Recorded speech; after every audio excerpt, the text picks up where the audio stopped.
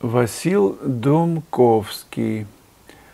Огромное спасибо, Слава, за полезные советы по живописи. Ваши ответы на вопросы для меня как маленькая академия. Спасибо вам, я очень рад. У меня такой вопрос, что делать, если вы закончили работу, покрыли лаком. Ну, я не покрываю лаком, но, в общем, лучше, конечно, покрывать, чтобы, ну, как бы для сохранности реставраторы советуют. Но где-то, причем покрывать, ну, через полгода, как минимум, не раньше. Но где-то через год или два решили дописать. Доберу просто и дописываю. Никаких проблем. И было ли у вас такое на практике? Постоянно. Но протрите просто, я не знаю, тем же лаком, можно вместе с растворителем слегка. Простой метод – это чеснок. Головку чеснока и прям протереть всю работу. Потом так стряхнуть тряпочкой и все. Такая липкая, естественная, природная клейкость получается. Но если работа не висит на стене, где плов готовят все время, жир, там шкварки, все это бурлит и оседает на стены, естественно, на работы, жир. Конечно, его надо как-то посмывать каким-то щелоком. Профессиональные пизурки – это ретушный лак. Он вонючий и жутко, поэтому я его как-то не очень использую. А чесноком, да. И пишите на здоровье, сколько душе будет угодно. Мазафак. Понимаю, что всю жизнь живи, всю жизнь учись. Только разве это прогрессивная деятельность, когда художник не имеет понятия об алгоритме, последовательности в своей работе? И каждый раз пишет по-другому, повторяет ошибки. Конечно, что ж тут хорошего?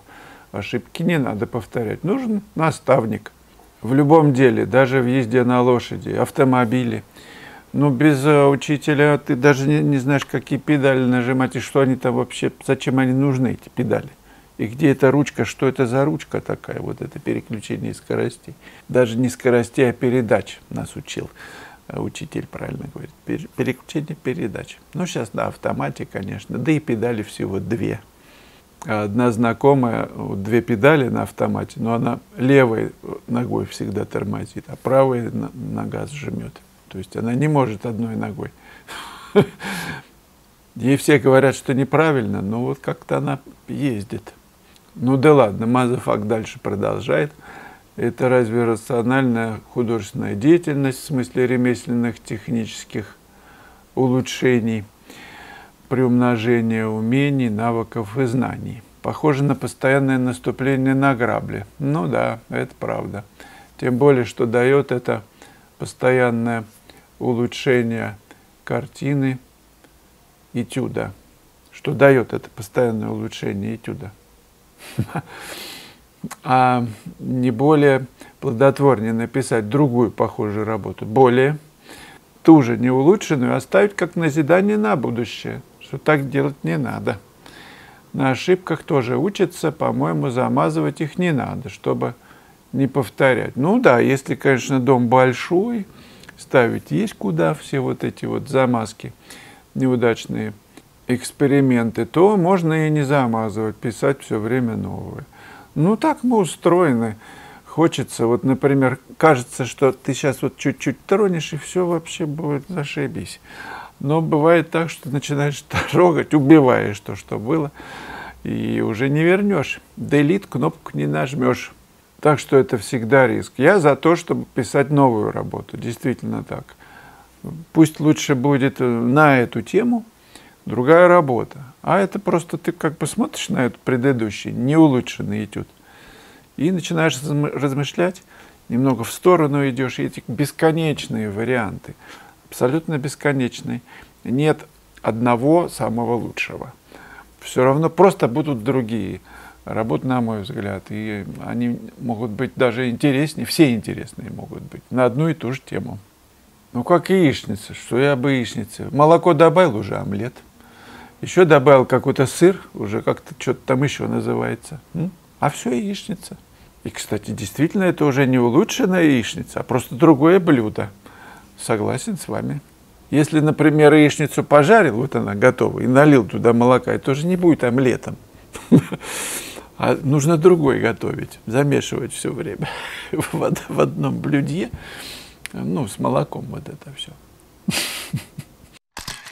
Мазафак еще написал: показывать свою творческую кухню, неудавшиеся работы никому показывать не надо. Это правда. Ну, лучше сжечь, как Гоголь сжигал нафиг все эти мертвые души, какую-то там последнюю там недопись, главу, о которой мы ничего не узнаем. Но очень многие художники, Серов, например, он уничтожал работы, которые какие-то такие не очень хорошие. Ну и правильно делал. Зачем смотреть сырые, неудавшиеся работы? Что о тебе потом подумают потомки? Кстати, о потомках.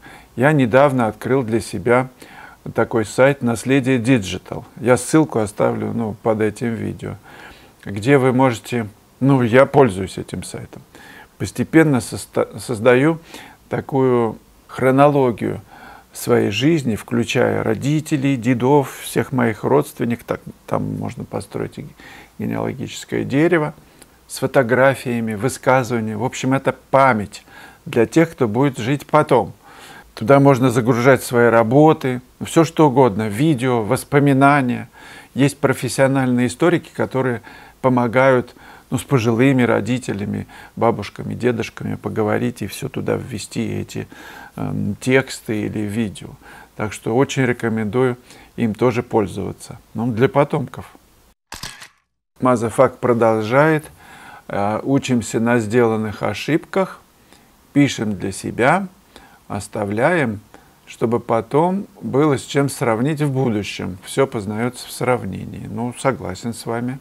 Я как-то уже говорил, что, будучи в музее Поленова, увидел работу очень сырую, неудачную Константина Коровина.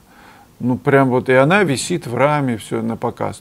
Поэтому я призываю тщательно относиться к тому, что вы делаете и постите в интернет.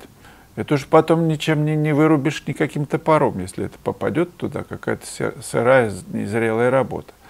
Я тоже выкладывал по интернет-первости какие-то свои, мне казалось, такие работы хорошие, а потом смотришь уже, ой-ой-ой, они везде гуляют, и что теперь делать?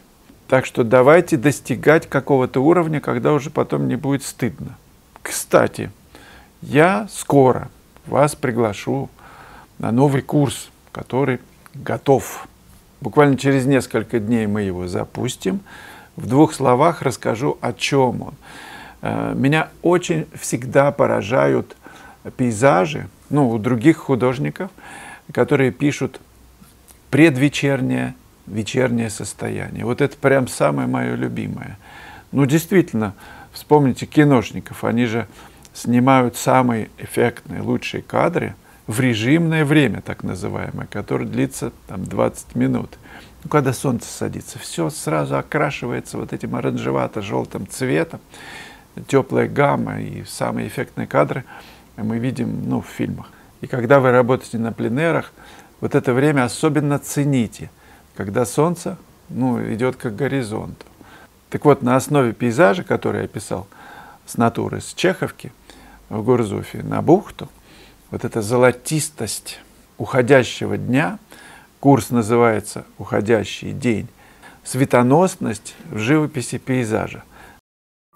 Курс посвящен этой теме, как писать светоносные картины, чтобы они не были глухие, забитые по цвету, такие мутные. Так вот, скоро я вас приглашу на первый бесплатный урок, где такую лекцию устроил и из работ на вечернюю только. Тему на вечернее состояние. Я буду их анализировать, показывать вам, и мы будем шаг за шагом двигаться к тому, как это сделать. Будут специальные задания на эту тему.